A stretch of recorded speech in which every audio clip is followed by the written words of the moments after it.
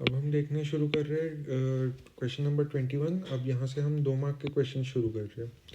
यहाँ पर एक सेट ऑफ इक्वेशंस दिया गया है एक्स और वाई में, 2 इक्वेशंस दिए हुए हैं और हमें एक्स और वाई की वैल्यू पता करनी है। सबसे पहले ये इक्वेशंस लिख कर देख लेते हैं कि ये दिखते कैसे। 49x plus 51y is equal to 499 और यहाँ पर दिया गया है 51x plus 49y is equal to 501। सबसे पहले आप देखेंगे तो ये नंबर्स बहुत सिमेट्रिक है। यहाँ पर 49 है, 51 है, इनका सम 100 आता है। 51 और 49 का सम फिर से 100 आता है यहाँ पर। तो एक बार क्यों ना इन्हें ऐड कर दिया जाए। तो इन दोनों इक्वेशंस को अगर मैं 1 और 2 लेबल कर दूँ तो 1 + 2 करके मुझे क्या मिलता है। मुझे मिलता है 100x plus 100y is equal to 1000। तो इसमें सीधी सीधी बात है, 100 को डिवाइड कर दो तो आ जाएगा x plus y is equal to 10। बहुत ही सरल इक्वेशन हो जाती है। अब दूसरी चीज़ एक और कर सकते हैं कि 1 - 2 कर दें। 1 - 2 करने से हमें क्या मिलता है, -2x plus 2y is equal to -2। इसमें से भी आप वही 2 से डिवाइड कर दें या -2 से डिवाइड कर दें तो बड़ी सरल सी इक्वेशन आ जाती है, x - y is equal to 1। अब ये जो सेट ऑफ इक्वेशंस है, हमने कुछ नहीं किया, हमने बस सेट ऑफ इक्वेशंस को सिंप्लीफाई कर दिया। अब इस सेट ऑफ इक्वेशंस को सॉल्व करना बड़ा सरल है। अब मैं फिर से ये सेट ऑफ इक्वेशंस लिख देता हूँ। x plus y is equal to 10 और x - y is equal to 1। इन दोनों को ऐड कर देंगे तो आ जाएगा 2x इज इक्वल टू 11 यानी x इज इक्वल टू 5.5 और इन दोनों को सब्ट्रैक्ट कर देंगे तो आ जाएगा 2y इज इक्वल टू 9 यानी कि y इज इक्वल टू 4.5। तो ये हो जाता है आपका क्वेश्चन का solution. x is equal to 5.5 और y इज इक्वल टू 4.5। हम यहाँ पर देख रहे हैं क्वेश्चन नंबर 22 जिसमें कि ये इन्फॉर्मेशन दी गई है और हमें ये प्रूव करने कहा गया। तो सबसे पहले हम इस इन्फॉर्मेशन से शुरू करते हैं। Angle 1 is equal to angle 2। Angle 1 यहाँ पर ये दिया हुआ है और एंगल 2 ये दिया हुआ है। तो 1 और 2 के इक्वल होने से क्या हो जाता है कि इनके अपोजिट वाली साइड्स इक्वल हो जाएंगी, यानी कि ए बी और बी डी इक्वल हो जाते हैं। सबसे पहले ये लिख लेते हैं, A B is equal to B D. ठीक है, ये पहली चीज़ हुई। अब दूसरी चीज़ क्या बताई गई है कि A D by A E is equal to A C by B D. अब ए डी बाई ए ई तो करेक्ट फॉर्म में है क्योंकि ये दोनों ट्राइंगल्स की लेंथ को अकाउंट में ले रहे हैं, ए डी और ए ई। पर जो दूसरा साइड है ए सी तो ठीक है, पर जो दूसरी लेंथ है वो बी डी है। तो बी डी तो इस ट्राइंगल का हिस्सा ही नहीं है। अचानक से ये हम बी डी पे कैसे चले गए, तो बी डी एक प्रॉब्लम है। तो हमें बी डी पसंद नहीं है। बी डी की जगह हमने अभी अभी निकाला कि बी डी ए बी के बराबर है, तो बी डी की जगह क्यों ना हम ए बी रिप्लेस कर दें यहाँ पर। तो मैं रिप्लेस करके दोबारा लिखता हूँ। तो ये हो जाता है A D by A E is equal to A C by A B. अब ये चीज़ ज़्यादा अच्छी लग रही है। अब ये ए सी इधर की लेंथ हो गई और ए बी इधर की लेंथ हो गई। तो इसे देखते ही आप ये देख सकते हैं कि हम दो ट्राइंगल्स के बारे में इंटरेस्टेड है यहाँ पर, जो कि है ए सी डी, या इसी फॉर्मेट में लिख देते हैं, एक सेकेंड, सी ए डी। अगर मैं सी से शुरू करूँ और दूसरी तरफ ट्राइंगल होगा ट्राइंगल सी ए डी और दूसरी तरफ है ट्राइंगल बी ए ई। ठीक है, अब अगर आप ये लेंस देखेंगे तो ये इन्हीं दोनों ट्राइंगल की लेंस है और इनके बीच का जो कॉमन एंगल है वो है एंगल ए। तो अगर आप प्रॉपर्टी लगाएंगे साइड एंगल साइड तो आपको दिखेगा कि ये दोनों ट्राइंगल सिमिलर हो जाते हैं, जो कि हमें प्रूव करना है। तो ये क्वेश्चन का सॉल्यूशन हो गया। हम देख रहे हैं क्वेश्चन नंबर 24 और इसमें चॉइस दी गई है आपको, तो हम दोनों ही पार्ट्स बनाएंगे। Length of the minute hand of a clock is 6 centimetre.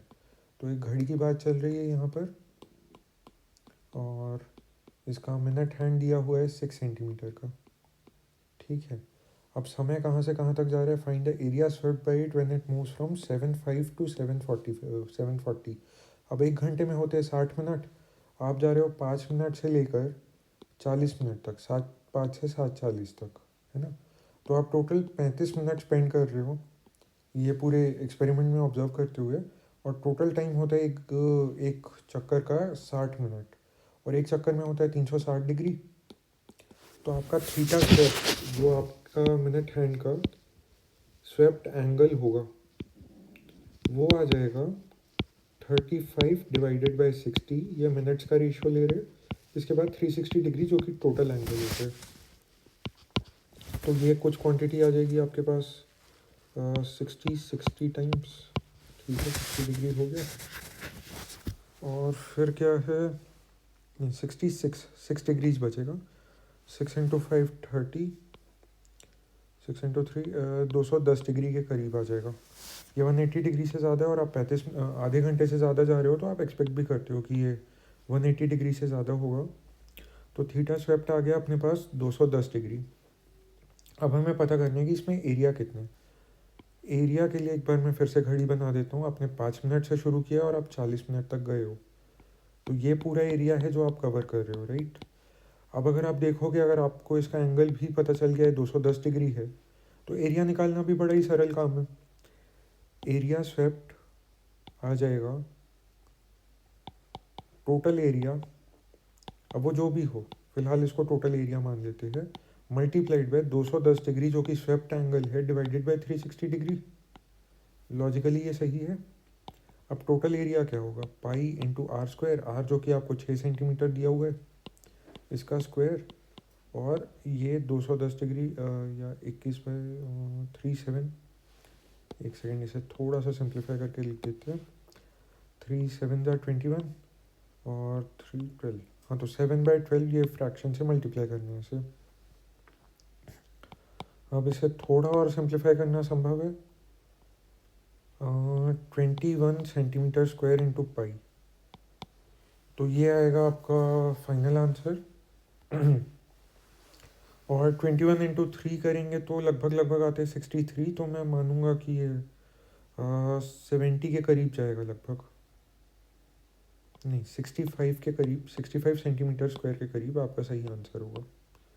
धन्यवाद। हम देख रहे हैं क्वेश्चन नंबर 23। यहाँ पर ये फिगर दिया हुआ है, एक सर्कल है जिसका कि सेंटर O है। इसके 3 points A, B, Q consider किए गए और A और B से 2 टेंजेंट्स निकाली गई है, AP और BP, और ये दोनों टेंजेंट्स का आपस में एंगल है, ये एंगल दिया हुआ है 75 डिग्री, और आपसे पूछा जा रहा है कि ये एंगल क्या है, ठीक है।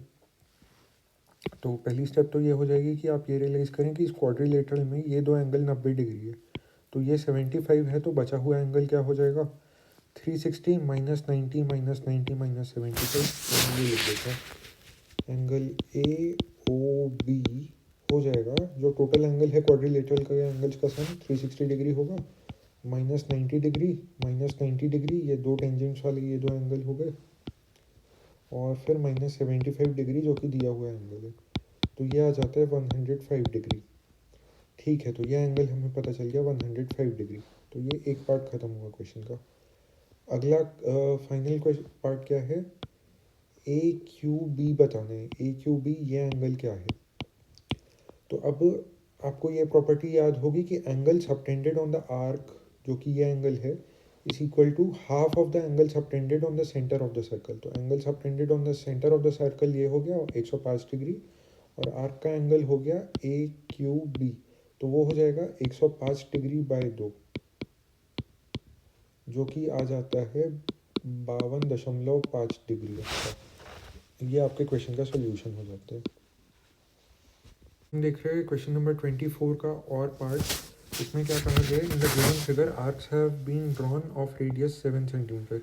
तो ये जो सारे आर्क्स आप देख रहे हो, इन सब का रेडियस दिया हुआ है 7 सेंटीमीटर, ठीक है। With vertices ABCD of quadrilateral ABCD as centres, find the area of the shaded region. तो ये जो शेडेड रीजन है, इन सब का एरिया पूछा जा रहा है। इन एंगल्स के मैं नाम दे देता हूँ, θ1, θ2, θ3, θ4। तो अब आपको क्वाड्रिलेटरल की प्रॉपर्टीज से पता है कि जो समेशन होगा इन सभी थीटा का, θ1 प्लस θ2 प्लस θ3 प्लस θ4, ये कितना होगा 360 डिग्री। जी हाँ, तो ये हमें पहले से पता है। अब तो पूछा जा रहा है कि इस पूरे शेडेड रीजन का एरिया कितना है। अब मान लो मैं एरिया 1 कह दूँ ए वाले एरिया का, जो ए वर्टेक्स पे जो शेडेड रीजन है उसका एरिया क्या होगा, pi into are square into θ1/360 degree. अब θ1 तो अननोन क्वांटिटी है, क्वेश्चन में कुछ भी ऐसा बताया नहीं है कि आप θ1 निकाल पाओ। पर अगर जो आप एरिया 2 देखो तो वो आ जाता है pi R square into θ2 by 360 degree. यहाँ पे θ2 भी अननोन है। A3 में फिर आपको ऐसी ही सिचुएशन दिखेगी, pi R square into θ3 by 360 degree. फिर आप देखोगे A4 में भी वही सिचुएशन है, pi R square into θ4 by 360 degree. तो अब इस क्वेश्चन को सॉल्व कैसे करें? अब देखो, इंडिविजुअल एरियाज आपको निकालने कहा भी नहीं गया, आपसे पूछा जा रहा है कि सारी एरियाज का सम क्या है, A1 plus A2 plus A3 plus A4। ठीक है, तो यहाँ पर आप देखोगे कि पाई आर स्क्वायर बाई 360 डिग्री तो कॉमन आ गया, अंदर बच गया सारे एंगल्स का समीशन।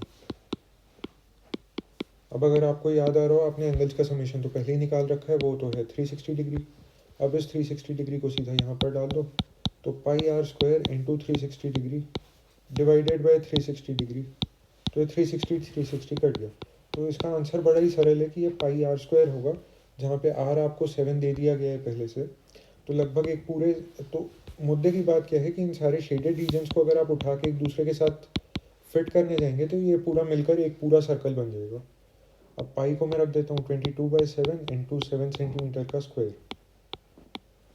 तो 7 कैंसिल हो जाएगा और फिर ये बचेगा 154 सेंटीमीटर स्क्वायर, जो कि है आपके क्वेश्चन का सही आंसर। हम देख रहे हैं क्वेश्चन 25 और हम इनके दोनों चॉइस ऑप्शन सॉल्व करने वाले हैं। Sine of A plus B दिया हुआ है 1, cos of A minus B दिया हुआ है √3/2। ए प्लस बी के लिए कहा है कि ये 0 से 90 के बीच है और ए बी से ज़्यादा है, तो हमें बताने measures of angle A and B. ठीक है, तो बहुत मुश्किल नहीं है। Sine of A plus B अगर 1 दिया हुआ है तो इसका मतलब ए प्लस बी हो जाता है 90 डिग्री। तो आपको कुछ नहीं, बस एंगल्स की प्रॉपर्टीज़ का यूज़ करके इनको साइन और कोसाइन से जान छुड़ानी है। उसके बाद एक सेट ऑफ इक्वेशंस है जो कि बड़ी आसानी से सॉल्व हो जाएगा। Cos of A minus B दिया हुआ है √3/2, तो √3/2 है ना, तो यहाँ पर cos of something is equal to √3/2, यानी कि कॉस ऑफ जो भी है वो ए माइनस बी, उसकी वैल्यू अगर आप 30 डिग्री रख देते हो तो ये √3/2 सेटिस्फाई हो जाता है। तो हमें ए माइनस बी का भी सोल्यूशन मिल गया। Find the measures of angle A and B. अब ए और बी फाइंड करने में कोई मुश्किल बात नहीं है, यहाँ से आप दोनों इक्वेशंस को ऐड कर दो तो आ जाएगा 2a is equal to 120 degree, यानी कि ए आ गया आपका 60 डिग्री। और सिमिलरली दोनों को सब्ट्रैक्ट कर देंगे तो आपको मिलेगा 2b is equal to 60 degree, तो b is equal to 30 degree. तो ये हो गया आपके क्वेश्चन का सोल्यूशन कि b 30 डिग्री आएगा और a आएगा 60 डिग्री। हम देख रहे हैं क्वेश्चन नंबर 25 का चॉइस क्वेश्चन, जो कि ये है, find an acute angle theta when cos of theta minus sine of theta divided by cos of theta plus sine of theta is equal to some input quantity. सबसे पहले तो आप यहाँ देखें कि कॉस साइन बहुत सारी क्वांटिटीज़ बन रही है, तो क्यों ना मैं न्यूमरेटर और डिनोमिनेटर को कॉस से डिवाइड कर दूँ, ताकि मुझे मिल जाए cos theta minus sine theta, पूरा डिवाइडेड बाय कॉस थीटा कर देता हूँ मैं, और डिनोमिनेटर में भी मैं सेम चीज़ कर देता हूँ, cos theta plus sine theta divided by cos theta कर देता हूँ। तो ये कॉस कॉस कैंसिल हो जाएगा तो 1 बचेगा, साइन बाय कॉस हो जाएगा tan थीटा। सिमिलरली डिनोमिनेटर में भी कॉस कॉस कैंसिल हो गया 1 प्लस, और फिर यहाँ पर आ गया tan थीटा। अब ये आपको बताया गया this is equal to 1 minus √3 divided by 1 plus √3। इसको अगर आप थोड़ा सा सिंप्लीफाई करेंगे या सिंपली आप कंपेयर भी कर लें तो आपको पता चलता है कि tan theta is equal to √3।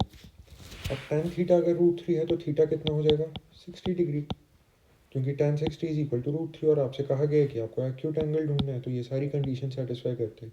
Theta is equal to 60 degree, ये है आपका सही आंसर।